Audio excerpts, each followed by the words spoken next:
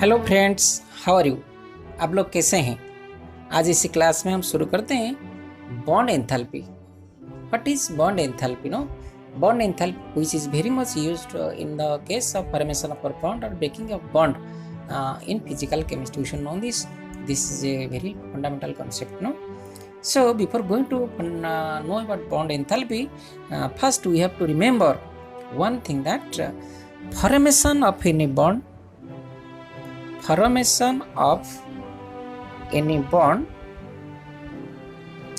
creates energy. Formation of any bond creates energy, and a breaking of any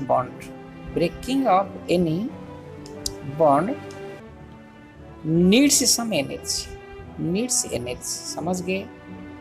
this is the fundamental concept we remember. अगर कोई किसी बांध को हम तोड़ना है तो हमको कुछ एनर्जी उसमें इन्वेस्ट करना पड़ेगा, और अगर कोई बॉन्ड क्रिएट होता है, नई बॉन्ड क्रिएट होता है, तो क्या होता है, एनर्जी वहाँ से रिलीज होती है।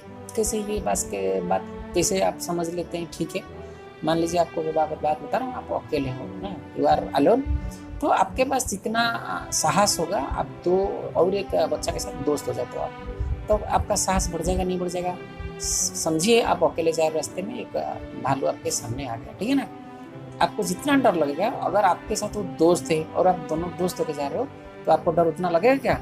आपको नहीं लगेगा, because you will have some daring that you can beat that bear. आप भालू को दोनों मिल के हरा सकते हो, आपको इतना साहस होगा ना। लेकिन अगर अकेले आप होगे तो आपको डर लगेगा। तो इससे ये प्रूव होता है, when you just United both, आप जब इकट्ठे हो गए, यानी आपका दोनों के बीच में एक रिलेशन हो गया, यानी आपके बीच में दोस्ती हो गई, तो आपका एनर्जी क्या हो गया? बढ़ गया। So this proves that whenever any bond is created, so energy is released, यानी एनर्जी इंक्रीज। तो ये भी डेली लाइफ यानी हमारा जीवन में भी सही है। जैसे हम बोलते हैं united we stand, divided we fall. अगर हम इकट्ठे हो जाते हैं तो आपका एनर्जी बढ़ जाता है, और हम भाग हो जाते हैं तो आपका हमारा एनर्जी क्या हो जाता है? बिखर जाता है, कम हो जाता है। तो ऐसे ही जब बॉन्ड तोड़ता है तो क्या होता है? एनर्जी रिक्वायर करता है। मान लीजिए आपका दोनों का अच्छी दोस्ती है ना, जो दोस्त जा रहे थे दोनों का अच्छी दोस्ती है, लेकिन किसी एक दूसरा लड़का ने चाहा आपका दोस्ती तोड़ने के लिए, तो वो क्या करेगा? आपका दोस्ती तोड़ने के लिए आपके बीच में कुछ कानाफूसी करेगा। So he has to invest certain energy, no, वो जो एनर्जी खर्च करेगा तभी तो बॉन्ड आपके बीच में जो बॉन्ड है या रिलेशन है वो टूटेगा ना। तो इसका मतलब ये है, breaking of bond requires some energy. आप समझ गए? तो जब बॉन्ड एंथैल्पी की बात हम करेंगे, enthalpy is nothing but the heat energy, आपको पता है ना। सो हीट एनर्जी, जो बॉन्ड एंथैल्पी मीन्स हम क्या बोलेंगे? द अमाउंट ऑफ एनर्जी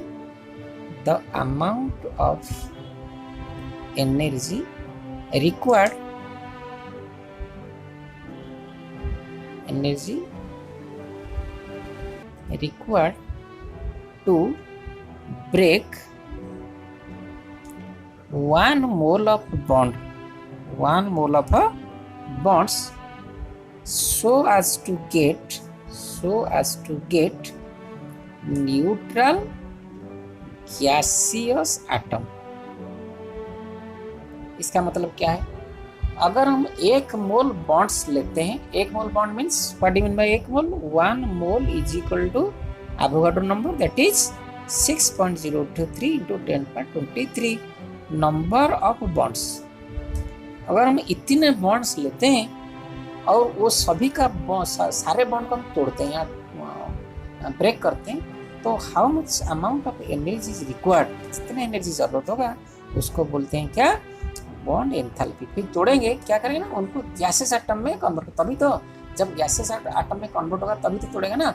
मान लीजिए मैं आपको एग्जाम्पल दे रहा हूँ, हम H2 गैस ले रहे हैं। जब H2 ले रहे हैं मॉलिक्यूल, H2 के बीच में कौन सा बॉन्ड है? H सिंगल बॉन्ड H, समझ गए ना।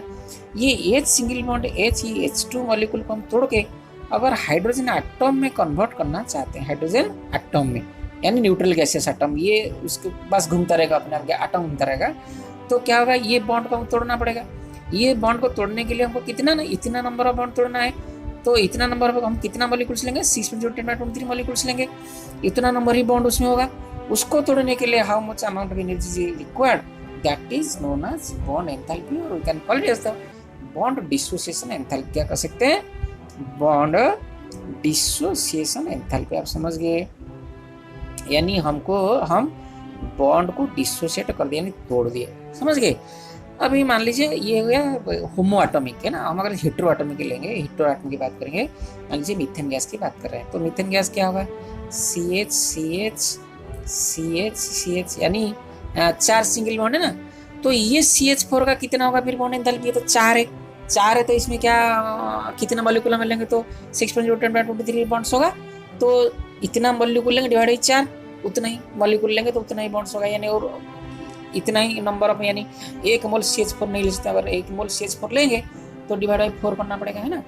तो और सबसे एक इंपॉर्टेंट बात आप सुनिए, this is very much important, ये जो CH4 को जब हम तोड़ते हैं उसका बॉन्ड्स को, यानी we are applying some energy to break the bonds in between the CH4 यानी C एंड H, तो यहाँ 4 बॉन्ड है, और CH4 से पहले एक अगर हम हाइड्रोजन घटाएंगे, जितना एनर्जी रिक्वायर होगा, कुछ एनर्जी चाहिए होगा ना, मान लीजिए ये E1 है, फिर क्या होगा CH3 से एक घटाएंगे, H घटाएंगे, क्या होगा CH2, मान लीजिए E2 है, CH2 से एक अच्छा H घटाएंगे, कितना होगा CH, मान लीजिए ये E3 है, फिर CH से H घटाएंगे, कितना होगा C, ये E4 है।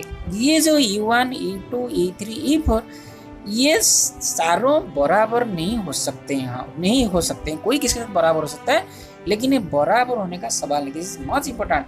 तो हम अगर CH4 में बॉन्ड एंथैल्पी निकालेंगे, एवरेज निकालेंगे, क्या करेंगे E1 plus E2 plus E3 by E4 divide by 4 करेंगे, तो उसको एवरेज बॉन्ड एंथैल्पी लेता है किसका, CH4 का, मीथेन का। आप समझ गए, average bond enthalpy of CH in CH4 E1 plus E2 plus E3 by E4 divide by 4 लेता है। आप समझ गए, यानी तो चारों को मिला के क्या कहता है E1 plus E2 plus E3 plus E4 divide by 4 लेके क्या कहता है, क्या CH बॉन्ड एंथैल्पी।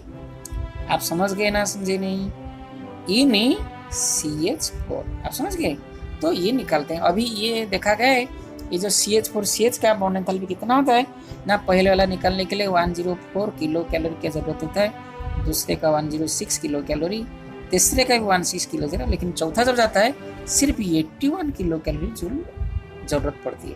तो टोटल कितना हो जाएगा, हम अगर जोड़ेंगे तो ये हो जाएगा 397 kilo joule divide by 4 equal कितना होगा, टोटल होगा 99.25 किलो कैलोरी पर मोल। आप समझ गए, ये किलो कैलोरी पर मोल, हम मोल ले रखे ना, एक मोल, तो किलो कैलोरी पर मोल 99.25 किलो कैलोरी पर मोल कितने के साथ बराबर हो जाएगा, ये हो जाएगा टोटल 415.25 किलो जूल हो जाएगा।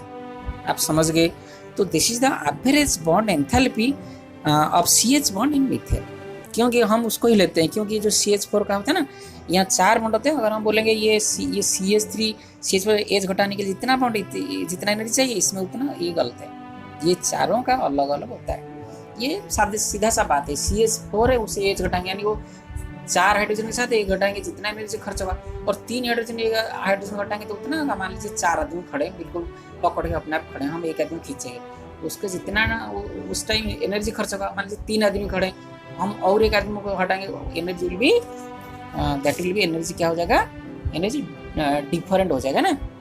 आप समझ रहे हैं ना, एनर्जी क्या हो जाएगा, डिफरेंट हो जाएगा। तभी this is very much important, you to remember, जो जब बॉन्ड तोड़ता है क्या होता है, अपने बीच में बराबर नहीं होता है ना। तो हम बॉन्ड एंथैल्पी कैसे निकालते हैं, बॉन्ड एंथैल्पी निकालने के लिए हम लेते हैं फॉर्मेशन, हीट ऑफ फॉर्मेशन। आप पढ़े हीट ऑफ फॉर्मेशन क्या होता है, the amount of enthalpy change, the amount of heat required to form 1 mole of a substance, है ना। For example bond enthalpy of methane gas का हम अगर निकालेंगे तो हम कैसा करेंगे, C gas plus 4H gas it gives CH4 gas, ठीक है ना। कार्बन हाइड्रोजन के साथ रिएक्शन करके CH4 बनाता है। जब एंथैल्पी चेंज और enthalpy of formation is equal to -1661 kilo joule देता है एनर्जी, ठीक है ना। तो एनर्जी रिलीज होता है।